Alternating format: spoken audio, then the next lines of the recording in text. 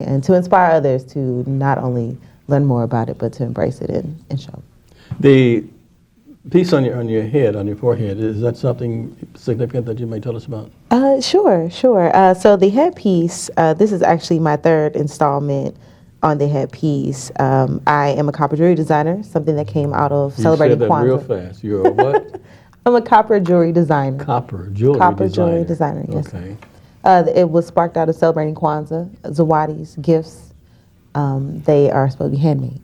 The Johnson Lancaster Progressive Emporium, I'm sure, had something to do with that. Absolutely. Absolutely, yes.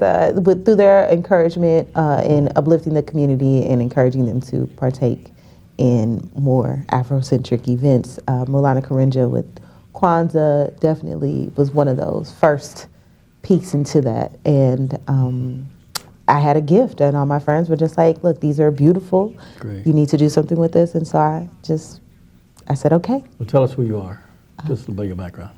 About a little bit about me. St. Louisan? I am. I'm a native St. Louisan.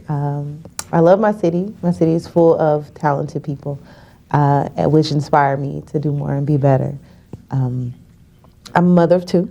I have a 9-year-old and 7-year-old who I am working hard to inspire to pursue their passions and be whoever it is they want to be, and so far they look like they're artists as well. But they are very proud of me. I'm just a mover and shaker. You know, I like to be involved. I like to just add my 2 cents and participate in whatever ways that I can. I do a lot of community service work and volunteering at Better Family Life on Page. Mm-hmm. I also have Malik and Deborah Ahmed. Yes, love them. I also have my hand in a little activism, being one of the first responders at Ground Zero with the Ferguson Uprising. Yeah. That kind of propelled me in front of the community. I was the chairwoman, the local chairwoman for the St. Louis chapter of the New Black Panther Party. So that experience, along with many others after that, has just kind of molded and shaped my personality today. So all of this is just, it's been welcoming. A nice journey. Beautiful. Okay. How can they reach you and get more information? Then I want to ask Dr. Reynaldo about his involvement. I also host open mic on Tuesday nights. It's called Word Up, Spoken Word Open Mic. It's at Legacy Books and Cafe. Legacy, okay. Yep, 5249. Delmar. 5249 Delmar. That's right. We've been doing that for 2 years now, and we're in our 3rd year.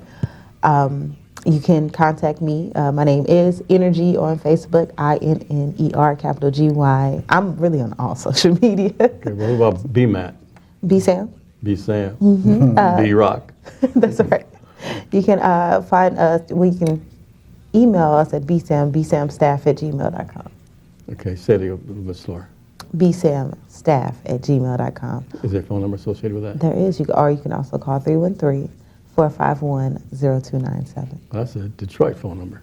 It is. The other coordinator is Maya Crown Williams, and she's doing a lot of help for us this year as well, so she'll be the contact on that. Dr. Reynaldo Anderson, tell us who you are.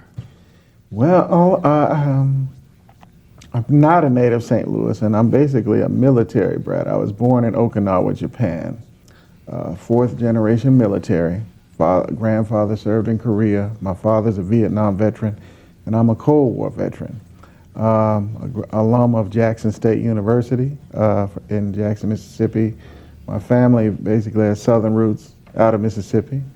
One of the interesting things about my family's background, I remember my father told me when he was at Jackson State, he was one of the 5 young men who were the finalists to be selected to try and integrate Ole Miss, and they picked James Meredith because he was the oldest, and they thought he could, J-boy. Yeah, could take the resistance that would happen.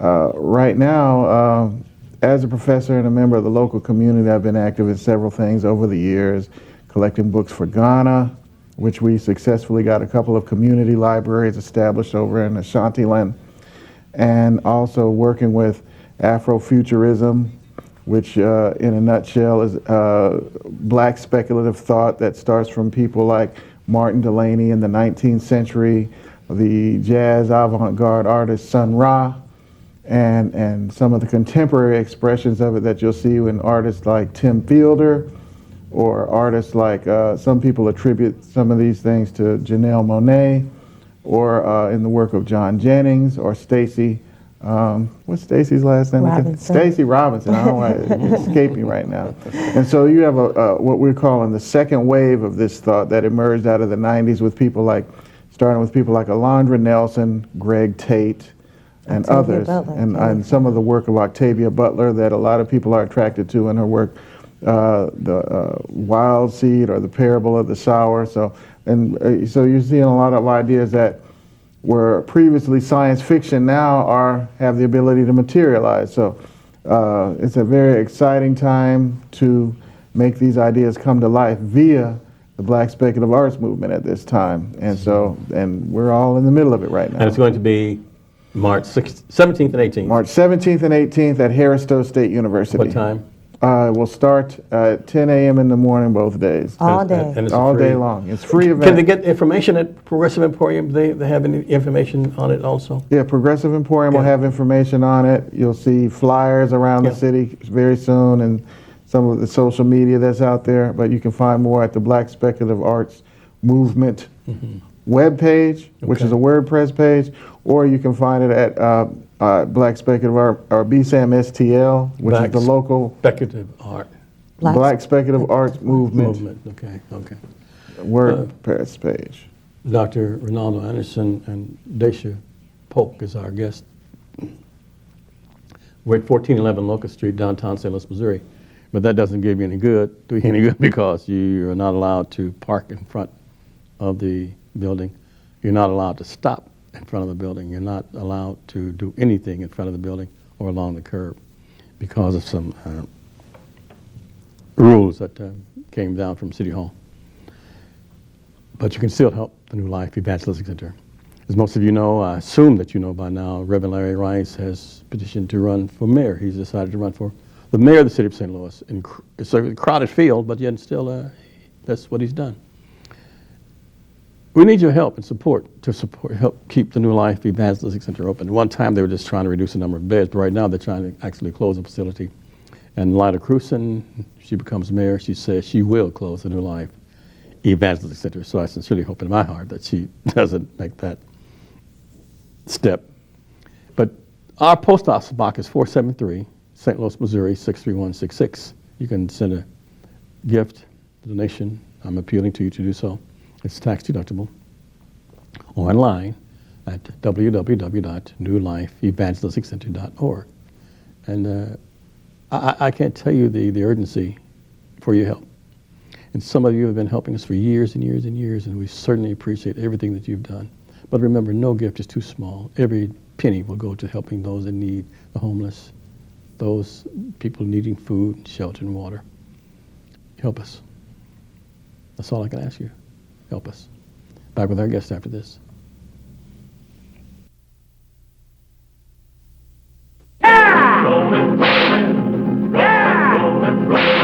Keep moving, moving, moving. Oh, they're disapproving. Keep them doggies moving. Right. Don't try to understand them. Just rope, throw, and brand. And so a friend and I slept in an abandoned house.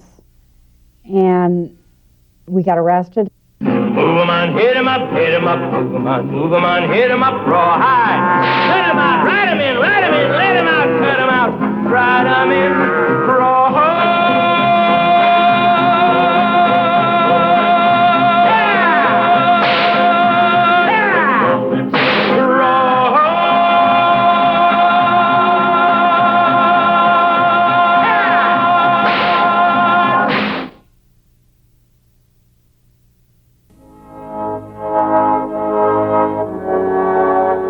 Give generously to the poor, and do so without a grudging heart.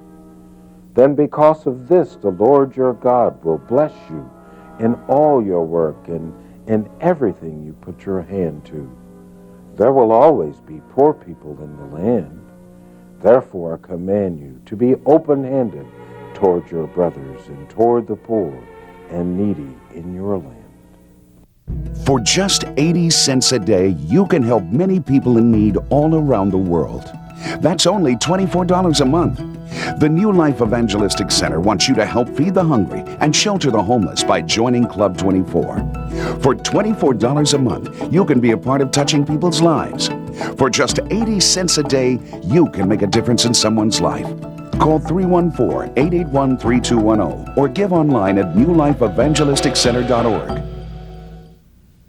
My guests are Daisha Polk and also Reynaldo Anderson, and they have an event coming up in March.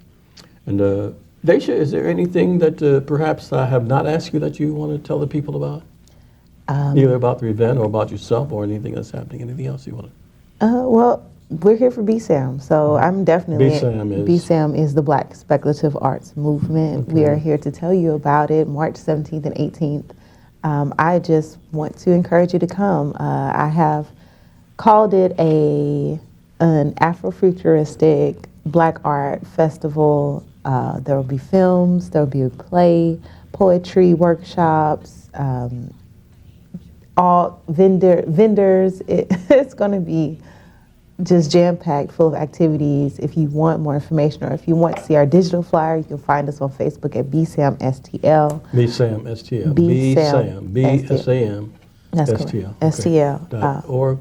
Well, that's our just- Facebook. okay. Our Facebook BSAM, name. okay. Yeah, so you can find us through there. You can also get a hold of the event, and make sure you spread the word and let other folks know about it. All ages are welcome. It's just going to be a fantastic weekend. Dr. Anderson, what's the attraction of BSAM's? Well, one of the things that Toronto, and this was the thing that I realized how big it was getting, when we went to Canada, and Quentin, our local connection up in Toronto, who was one of our artists, in Toronto, BSAM, they identified it, one of the, I can't think of the lady's name that wrote an article talking about it and saying that this new Black arts movement was in the tradition of the Harlem Renaissance. And so that was the thing that when I really realized we were into something big at that time.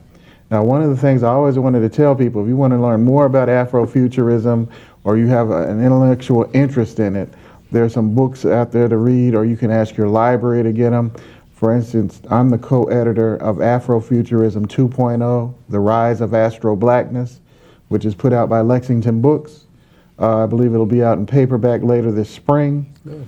And so there's some information out there. Go and study about it to see what it is.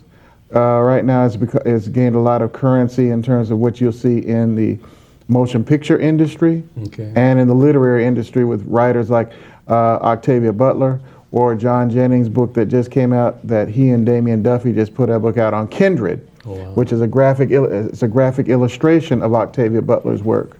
So please contact us at the information that's previously been provided, and we really welcome you to participate in the convention here next month because it'll be our second time, and this is history will record. This is something that started in St. Louis. Wow.